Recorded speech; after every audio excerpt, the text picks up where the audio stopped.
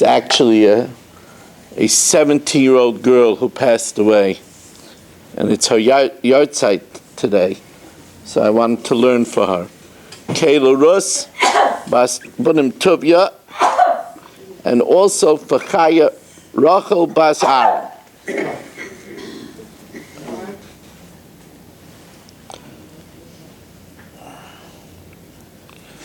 Another year,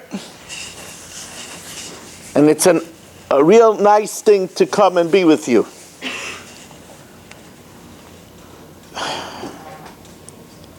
Hashem, once a year, judges us. And what he wants us to do is to make certain preparation. Last night, in the Slichas prayers, we say over and over, Lishmoa el arina v'el tefillah, that Hashem listens to the song and to the prayers. But first, Hashem listens to the song. What's the song? We look back at the last year and we say thank yous. You know, the Rabbeinu Yaina wrote a sefer called Sharei Tshuva. And in it, it says in the pasuk, V'zocharta es kol haderech. You should remember the journey.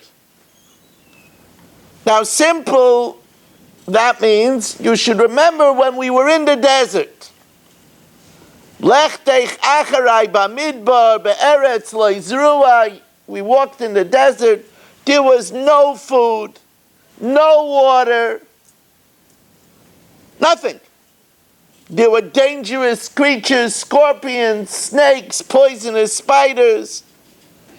And we walked there 40 years, and Hashem had a rock, and from the rock came water that gave to millions of people. Man came down from heaven. So there's a mitzvah of a zachartes kol haderech. You should remember that we had such a miracle. But the Rabbeinu Yaina says there's something else that this pasuk means. V'zocharta es kol haderech. You should remember your journey, our derech. Should look back the past year and remember last year. How was Pesach? How was Sukkot? How was the summer? Look back at the past year and say thank you for what was good. I had nachas. I had a grandchild.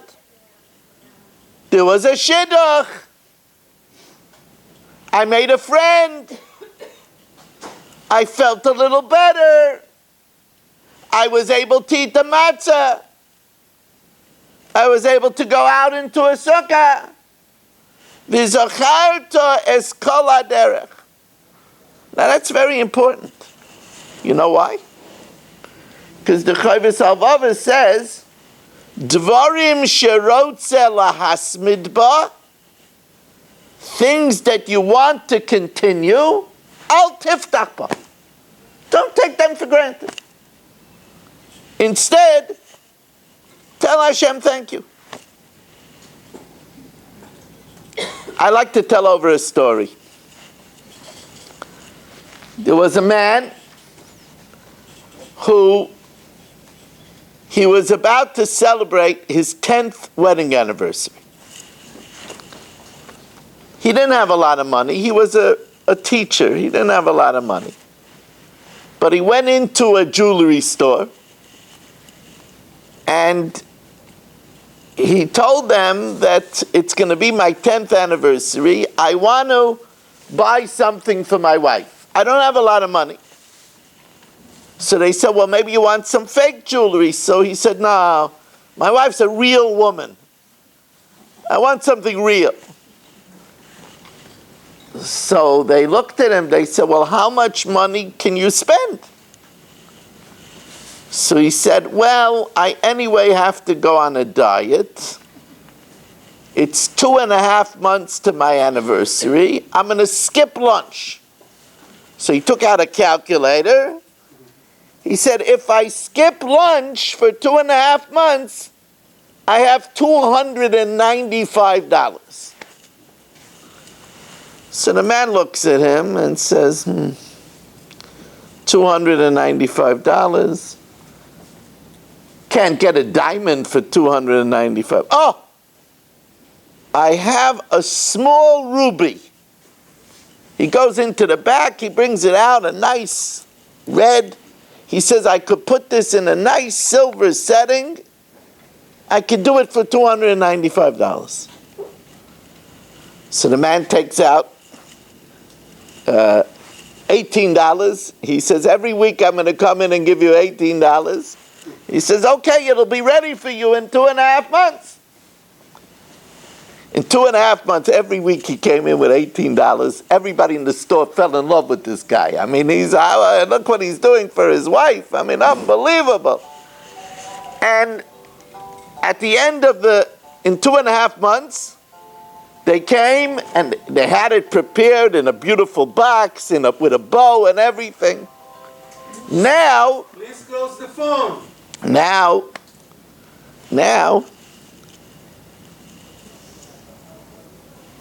he's going to give it to his wife. So how is she going to react? It's very important how she reacts. If he gives her the ruby, and she looks at it and she says, where did you get this out of a Cracker Jacks box? Where do you get this? From John's bargain store? Then he's not going to miss too many more meals for her. But if she looks at it and she says, wow, what did you do, rob a bank? Where do you get this from? How could you do that? I know you don't have money. You must have, I don't know what you must have. Was it beautiful? I'm going to ask the Rav. Maybe I don't even have to take it off on the Til Yadayim. I never want to take it off my hand. Then he's going to want to do more for her, right? That's the way it works. And that's the way it works with Hashem also. If we say to Hashem, thank you, Hashem. Thank you. I had a year. A lot of people didn't make it through Tafshin Pei Beis. A lot of people, great people. Rav Zechariah Wallerstein, Rav Chaim Kanievsky. A lot of people didn't make it through this year. I made it through the year. Thank you, Hashem. Hashem says, it's a pleasure to do business with you. You're thanking me? It's a pleasure to do business with you. I'll do more business with you. It's a big thing at the end of the year to say thank you, to say maidim. That's the first preparation for the new year. To say thank you, Hashem.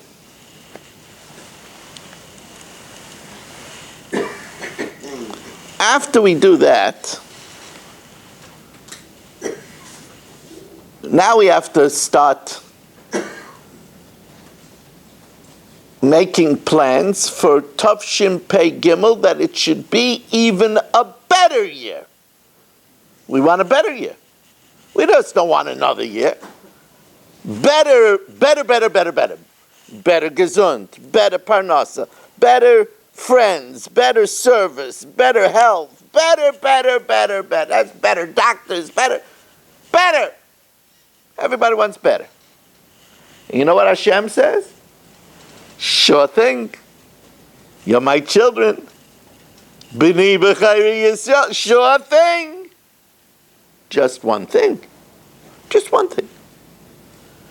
Tell me how you're going to be better. You want better? It's only right. I mean, it's logical. In America, they call it quid pro quo. You know, you want better? Tell me how you're going to be better. So I recommend always, and I do this myself, I make a paper and I create a to-do better list. I make for myself a to-do better list. Now you'll say, Rabbi Wise, I'm not a youngster. To-do better list. What am I going to put on my to-do better list? I keep Shabbos. I eat kosher. What am I going to put on my to-do better list?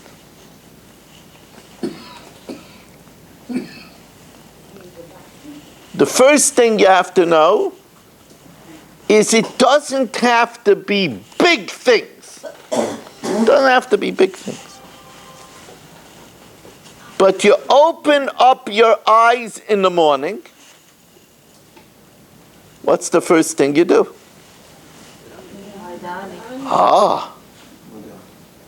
A lot of people don't do that. They open their eyes. Is it cloudy? What am I going to do today? Doing a lot of other things. You open your eyes. That's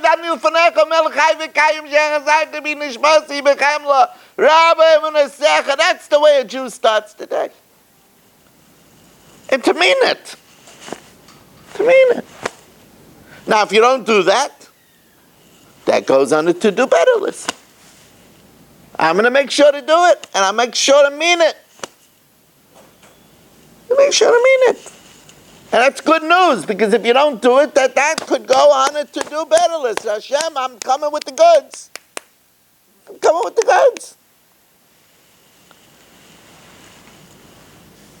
In the morning, as soon as you can, you want to wash your hands. It's very important for a Jewish person to wash their hands. If you can't get out of bed, have somebody help you wash your hands. But to wash your hands, to take the cup in the right hand, put it into the left hand, and wash the right hand, the left hand, the right hand, the left hand, the right hand, the left hand. 3 times it takes off the Ruach Tumah. That Ruach Tumah, by the way, which the Mishnah Berurah says causes depression. That's the way a Jew starts the day. You're not supposed to touch your eyes and your ears and other parts of your body without washing your hands. That's starting off the day right. And then, you can make a bracha. Baruch atah Hashem Elokeinu melech haolam asher kitshanu b'mitzvoseh v'tzivanu al netilas yadayim. Even without eating bread, just the first time in the morning. You're already on a roll. You know, we have a concept called mitzvah goreres mitzvah. One mitzvah leads to another mitzvah, It creates a crescendo. It creates a snowball effect. What else could I do? Well, if you want to live long, and I assume most people want to live long. So we have a proven method to live longer. It says, "Uchsavtam al mezuzos beisecha ubishorecha, leman yirbu yameichem v'yimei v'neichem." Have a mezuzah that you should live long. You and your children. You could help your children. You could help your children with the mezuzah. So you say, what am I supposed to do with the mezuzah? You see, in my day, everybody, I don't have one now, but in my day, everybody had a Parker pen. You remember a Parker pen? Oh, those are the most famous things. Right. So the Parker pen had a little arrow over here. It didn't have to say Parker. You saw the arrow and you knew that it was a Parker pen. Yeah. That's called conditioning.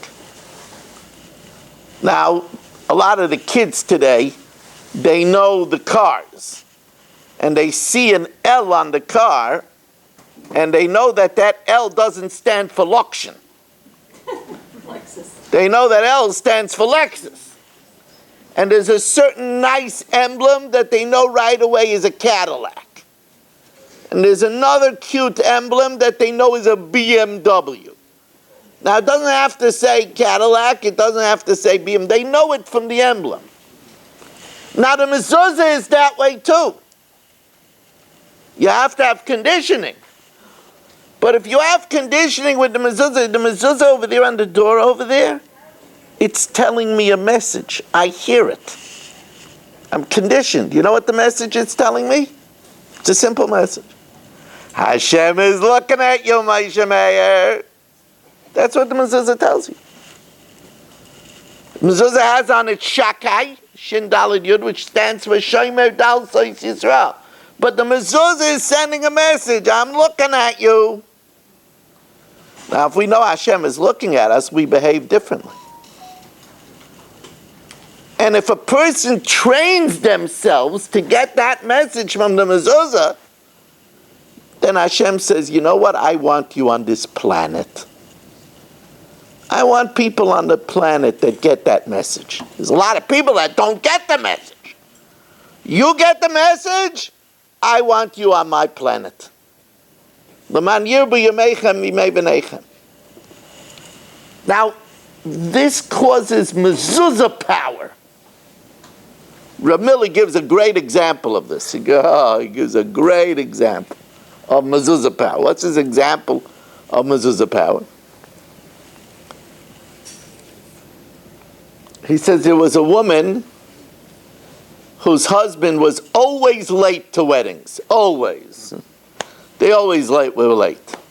She says to her husband, you know, Yankel, my best friend is making a wedding.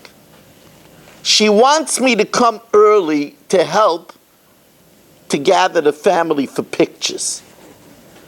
So please, I want to leave. The Hashana is in Marina Del Rey, fancy. I want to leave 4:30. Please come out. Yeah, sure, 100%. She's dressed, ready, pocketbook, everything.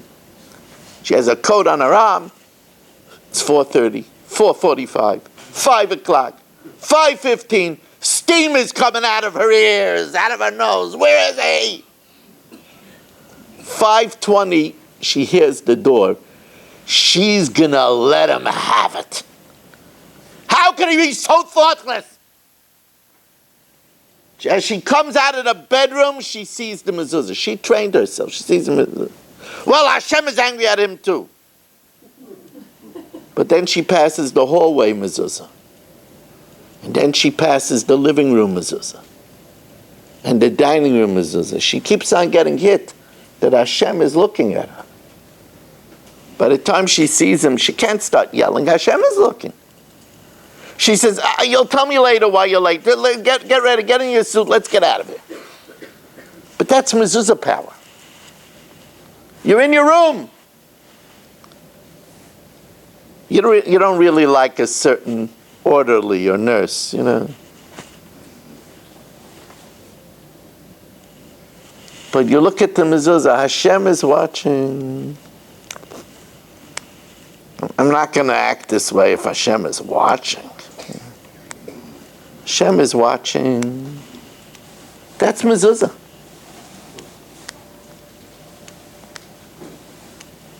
You should know that when we want to put on a to-do better list something,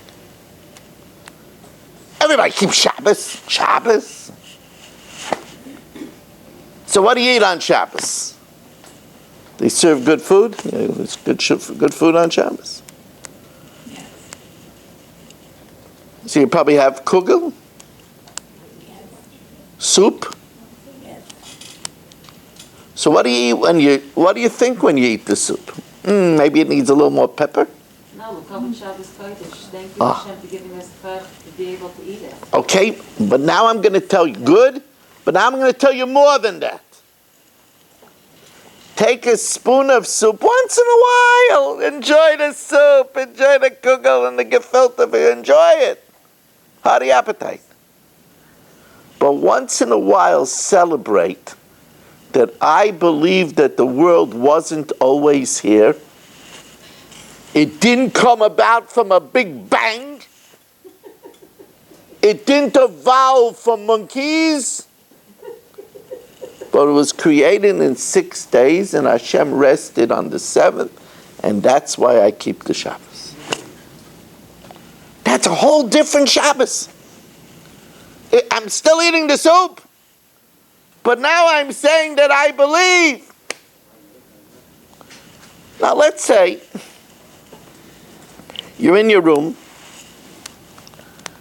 and you don't really have anything to do right now. It happens. So you could either stare at space, or you could use your time very profitably. You know, it says, Hishamar lecha, be very careful, pen tishkach es Hashem Elokecha, lest you forget Hashem your God. It's easy to forget. We don't see Hashem. It's easy to forget. We're not supposed to forget. Hishamar lecha pen tishkach es Hashem Elokecha. So one time when you're not doing anything anyway, stop and think, you know, I believe that there's a Hashem and He's my boss. And I would like to try bacon and eggs. It sounds interesting, but I can't because I have a boss. I have a boss. I'd like to sometimes shout at somebody. You know, I really don't like you. But I have a boss that tells me that that's oinas dvarim. I'm not allowed to say hurtful words. And you know what? Sometimes I'd like to tell my friend, you know, this person, I really don't like him. And you know, he's really not a nice person. I'd like to say that. But I can't because you're the boss. And you said I can't speak Lashon Hara. Lashon Hara Lamed Hey, go to Gehenna the easy way. That's what they say. That's what they say.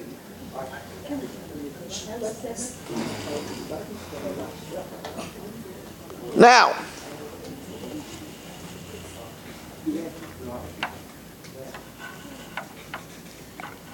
Reb Chaim Volozhin says an interesting thing. Reb Chaim, the great Reb Chaim Volozhin, the father of all yeshivas, the Volozhin of yeshiva. You know, Volozhin, they believed that they kept the world in existence. So much so that in Volozhin they learned around the clock. They had 3 shifts, 3 8-hour shifts, so that somebody was always learning. They had in Volozhin what was called submarine beds. You know what submarine beds is?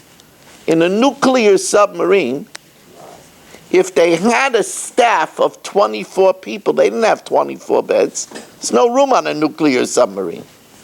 They had 8 beds. And 3 shifts. People slept in for 8 hours in the 8 beds. Now, if somebody got sick, they had an infirmary. Okay.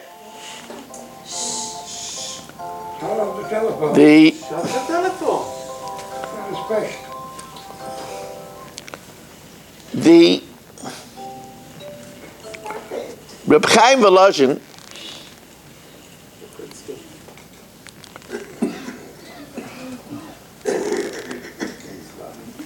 now I'm going to tell you an interesting thing. It's very easy to yell at somebody who has their phone on. And it's very natural because it's annoying. But you know that it says at this time of the year, Kol adones chaveiro l'kaf schus, donin oisoi l'kaf schus. Whoever judges someone favorably, they will be judged favorably by Hashem. See, sometimes, I know because I'm a rabbi, sometimes somebody has a phone that goes off and they don't hear very well. So they don't know to shut it off. Sometimes somebody is drowsy and falls asleep and is sleeping when their phone goes off. So you have to be very careful. We make mistakes and we want Hashem to judge us favorably. So we have to judge people favorably. That's one of the things we work on at this time of the year. So let's get back to Reb Chaim Volozhin. Reb Chaim Volozhin says we always talk about after 120 years we want to go to Olam Haba. He says, what's Olam Haba? He says an interesting thing. He says Olam Haba is the place that we make with our mitzvahs. And if we do good mitzvahs, then Olam Haba is going to be a 6-star hotel. And if we do mitzvahs, so then our Olam Haba will be an place.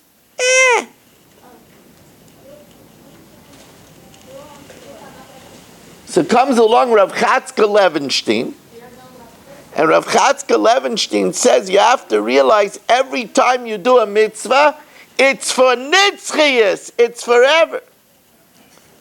So Rav Karelinstein said that when he was a little boy, he heard a shmuz from Rav Chatzka Levenstein. And if you heard Rav Chatzka Levenstein, you never forgot it. And he says he was a little boy, probably under bar mitzvah. And the shmuz was given in the big Beis HaMedrash of Ponevezh, the huge Beis HaMedrash in Bnei Brak, the huge Beis HaMedrash of Ponevezh. And Rav Chatzkel said like this, he says, you want to know what forever is? You want to know what Olam Haba is forever? You want to know what Nitzchias is? He says, I'll tell you what Nitzchias is. He says, imagine if this huge Beis HaMedrash in Ponevezh is full of little kernels of wheat. The whole, or even this room, it's full of little kernels of wheat. The whole room from floor to ceiling. And he says you put in an ant. An ant eats one seed, one kernel a year. And he says you put in that ant and tell him to eat. The whole room is full from the ceiling of these little kernels. It takes him 1 year to eat a kernel. How long would it take him to eat all the seeds in the room from floor to ceiling, the whole room? 1,000,000 years. He says as soon as the ant finishes the room, fill it up again. And again. And again. He says that's Nitzchias. It's a long time. He says our Nitzchias, our forever, will be determined by the quality of our mitzvahs. So if you make a bracha like this, so that's your eternity. But if you make a bracha, shahakol niya bidvaro, everything comes from Hashem's words. If you bench and you thank Hashem in benching, thank you Hashem, Hazanas Olam Kulay Betuvai, then you're making yourself a Nitzchias, a 6-star Nitzchias, forever and ever. I'll tell you, Rav Chatzkel had a famous Talmud, Rav Dessler. So Rav Dessler came to visit. He came to visit Eretz Yisrael. Came from Great Britain to visit Eretz Yisrael. And he was very saddened to see a lot of poverty in Eretz Yisrael. A lot of poverty. But they also had a lot of nice things. He said he saw there was a rich man that when he made a wedding for his son, he went to the orphan Diskin home. Right? It was the Diskin orphanage. And he got 10 of the poorest orphans, and when he bought a suit for his son, he also bought a suit for 10 orphans. And he said, Hashem, you allow me to clothe my chassan, I'm going to clothe 10 of your children.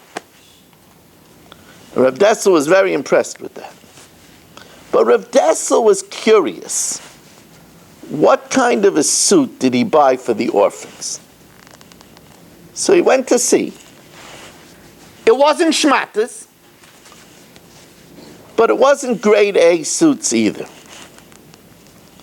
So before he left Eretz Yisrael, he met with this wealthy man and he said, I want you to know that when I'm leaving Eretz Yisrael and going back to London, one of the things that I'm going to talk about is what you did.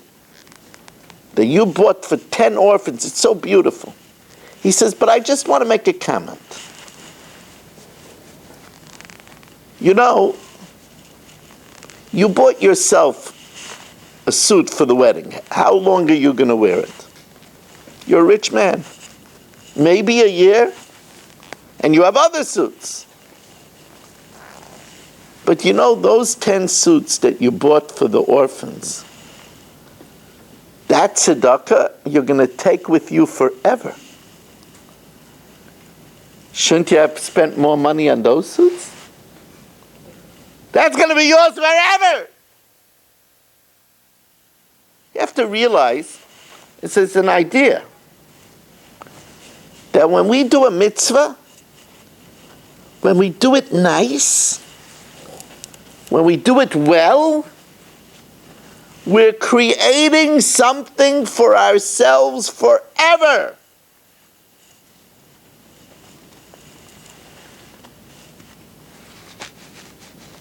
I'm going to tell you a very interesting story.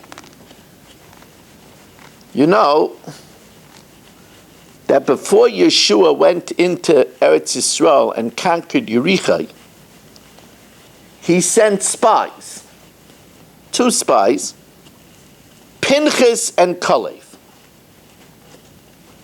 And they went into the land and they got cornered. The Canaanites discovered them.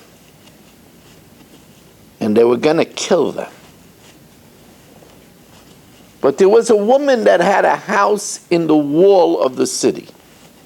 Her name was Rochav Hazayna. And she said to them, I'm going to save you. And she said to them, you should know, Nimas levaveinu, our hearts have melted. We don't have any ruach against you. We're so scared. We know about Kriyas Yamsuf and the Makkas. We're frightened. We're frightened of the power of the God in heaven, B'shamayim mimal, in heaven above, Al oretz mitachas, and earth below. Please, I'm going to lower you down. I have a secret exit from my house. I'm going to lower you down by rope.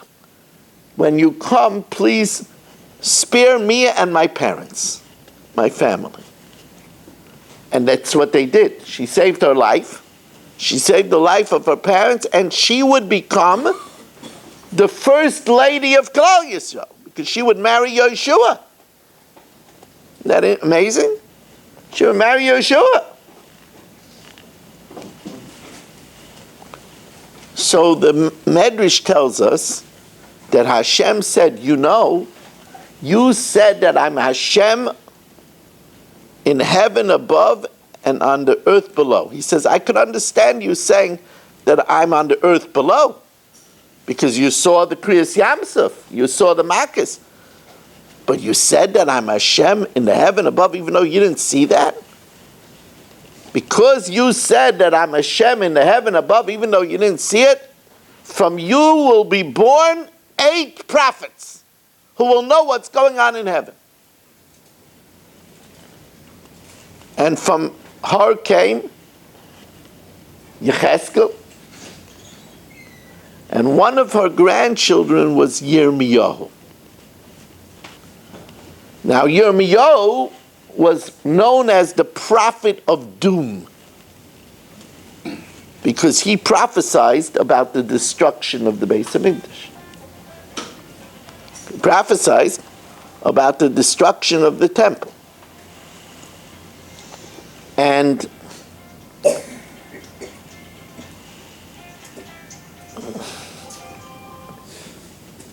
he prophesied about the destruction of the temple. So the king Tzidkiyahu didn't like what Yirmiyahu was saying, so he arrested him and he put him into a pit of mud.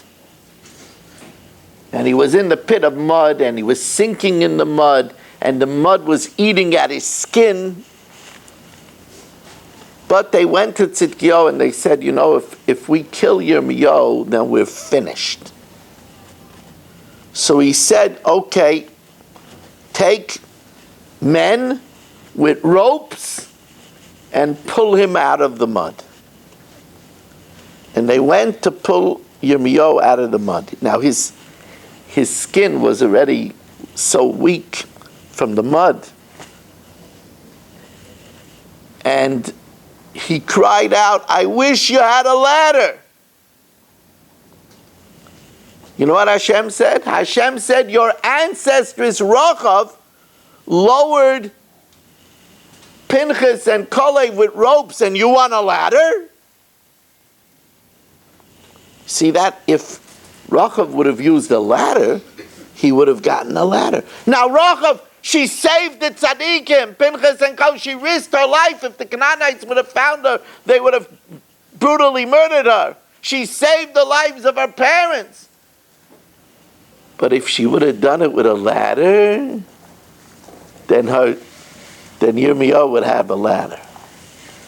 You know, if any time we could do a mitzvah better,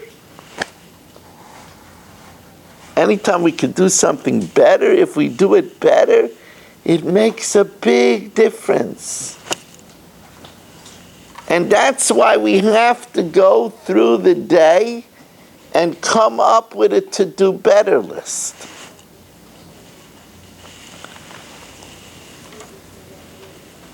Am I talking too long, or I could talk a little longer? Not too long. It's not too long. No, but is there any... We could hear more. It's okay. Yeah? Okay with the men? Sure. We're enjoying it. Not too long.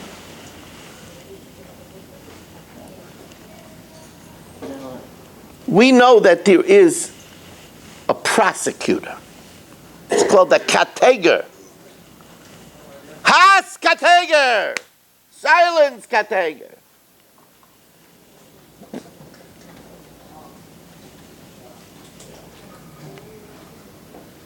You know that shofar stands for Satan ve'ein pegara. There's a sudden, but because of the shofar, there won't be a bad happening. We have to fight the Satan, the prosecutor, the kateger.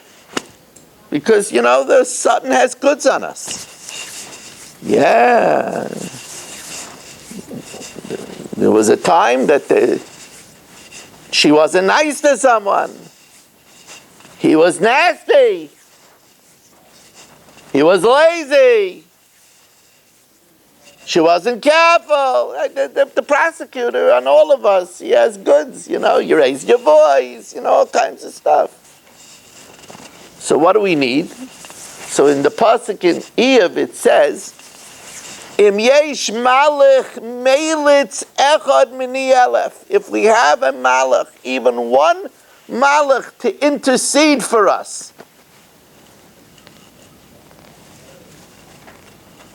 so then, Podeyu Mereda Shachas, it saves us from going down to the pit, right? Because Matzasi Kaifer, I found a ransom.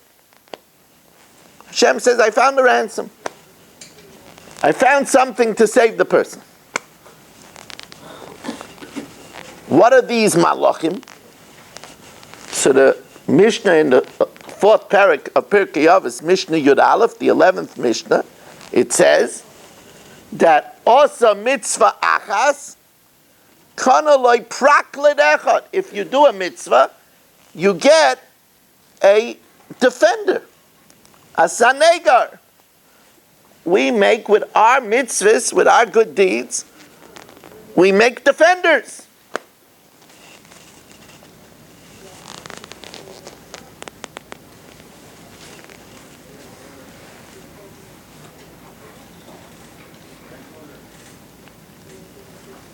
So Rav Miller, Rav Avigdor Miller, Zechet Tzadik L'Bracha, Schus Yagim Aleinu, he asks a very, very interesting question.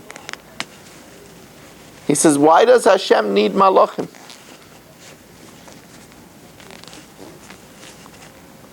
It's a pasuk in Tehillim, Hashem yodeya machshavos adam. Hashem knows the thoughts of man. What do we say in our davening? We say that he's boichein kloyos v'leiv.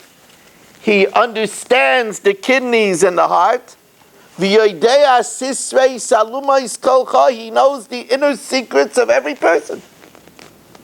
So why does he need malachim to intercede? He knows what's going on. And don't think he forgets. We all know, ain't shikha lifnei kisei kvodecha. Hashem doesn't forget. So why does he need these malachim? Why does he need malachim to intercede on our behalf? If we do a good thing, he knows about it. So Miller says something which everybody could use. I know I'm going to do this Rosh Hashana Yom Kippur B'li Neder. I'm going to. Hashem says, I use these malachim because we learn from the malachim how to act. So for example, we say in our Kedusha, Nikadesha Shimcha Ba'olam. We will sanctify your name in this world, Kashem Shemakdishim Oisai B'Shmei Mora. Like they sanctify you in heaven. That's where we learn out how to say Kadosh, Kadosh, Kadosh. And we say that in our davening in the morning. We say that the Chulam Poischem Espiyam, they open up their mouths, B'Kedusha V'Tara, B'Shira V'Zimra, with holiness and purity, with song and melody. Right? Vaifan V'Chayes HaKodesh, Barash Gadol, with a great tumult. They praise Hashem, Kadosh, Kadosh, Kadosh. So just like we learn from the angels how to praise, we also learn from the angels that just like the angels talk about us and tell Hashem, you know, that person is using the mezuzah. This person is saying thank you to Hashem. Says Rav Miller, it is a very big nachas to Hashem when we tell him about the good things that other people do. So let's say you saw a daughter come and spend a long time making her mother happy. And you know that this woman is Chaya Schwartz. You could say in your davening, Rabbeinu Shalom, I want you to know, you got a Jew by the name of Chaya Schwartz. I couldn't believe it. She was a busy mother and she spent half the day making her mother happy. Wow! That's what we're supposed to do. Hashem says, I get nachas when you tell me good about other Yidden. That's why Hashem has the Malachim do it. Because just like we learn from the Malachim how to say Kadosh, Kadosh, Kadosh, we learn from the Malachim to say good about other Jews. You could say in your davening, You know, I have to tell you something. I saw my friend was tired, but she saw that I was lonely, and she kept herself up to talk to me because I was lonely. Hashem, I just want to tell you about that. You know something? That's a very good use of your davening time. So you'll say, when in davening am I supposed to think it? Anytime. Anytime. Just think it. That's a very good use. You know, just like we know that kol hamispalol ba'ad chaveiroi v'hu tzarech lo yisa davar hu nena tchila. Whoever prays for someone else and they need it too. So you see somebody that they have a bed sore. Oh, it hurts so much. You also have a little bit of a bed sore. So you daven for yourself, that's good. But if you daven for somebody else, oh, please Hashem, please help her, help him. That's true. There are organizations now where a girl that is single and needs a shidduch prays for a childless couple that needs a child, and they pray for each other. And they get remarkable results. It's a big thing to pray for each other. Very big thing. It's a big thing. Hashem loves that. Hashem loves when you didn't care about each other. But this, I'm telling you something new from Rav Miller. That if you see somebody do something nice, in your davening, tell on that person. To Hashem. Hashem says, I want you to be like the Malachim. The Malachim are Melitz, Mini Echad, Mini Elef. He said, well, Hashem doesn't need Malachim. He says, you're right, I don't need Malachim. I know what's going on. But I want you to do like the Malachim. So if you see somebody, I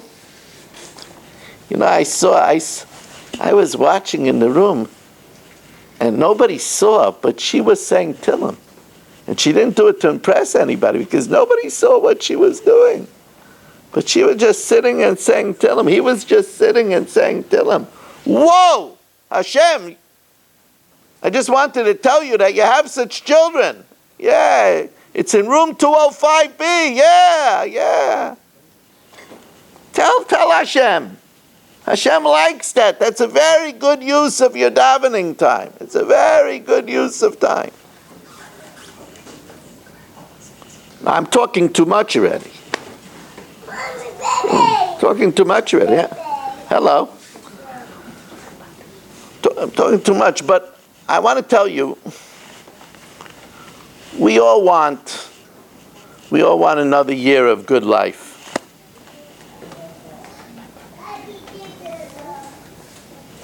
You could ask for a good year, but it's even more effective if you give Hashem reasons why you should have a good year.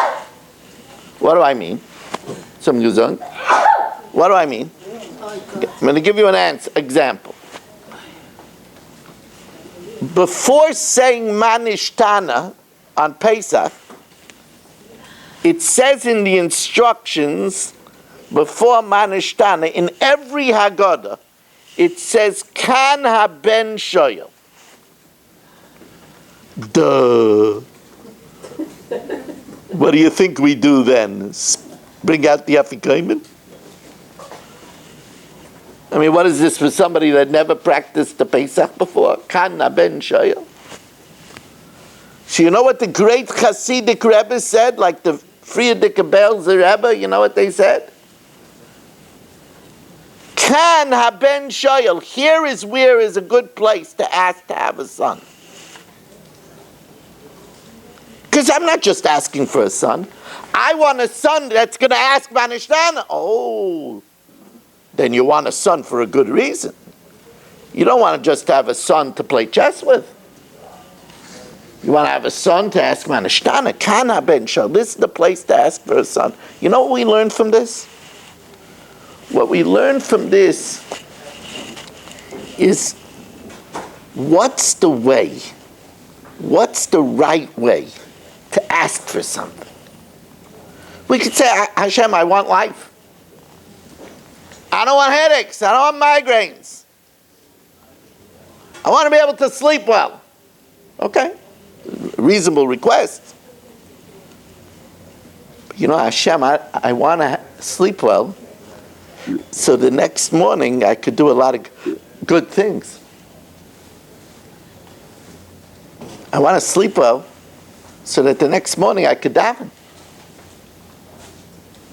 I don't want to have headaches, because you know, I want to read a lot of the good books that are out there about Yiddishkeit. Yeah, there's a lot of things I want to do, but if I have headaches and I'm dizzy and I have vertigo, I can't do these things. And I want to do a lot of good things. Come on, Hashem. I want to do a lot of good things. That's the way to ask. That's the way to ask.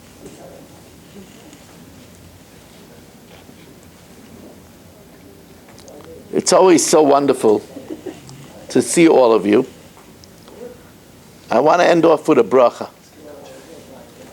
I want to give you all a blessing, and I hope I'll be included in it, that this should be a year that not only we should feel good, but we should get no scares. No scares. Shouldn't feel any sudden pains, any sudden lumps, any sudden dizziness. Hashem should give us hatzlacha in ruchnius and gashmius. Hashem should give us wonderful nachas. Hashem should give us a kesiva v'chasima toiva u'mesuka.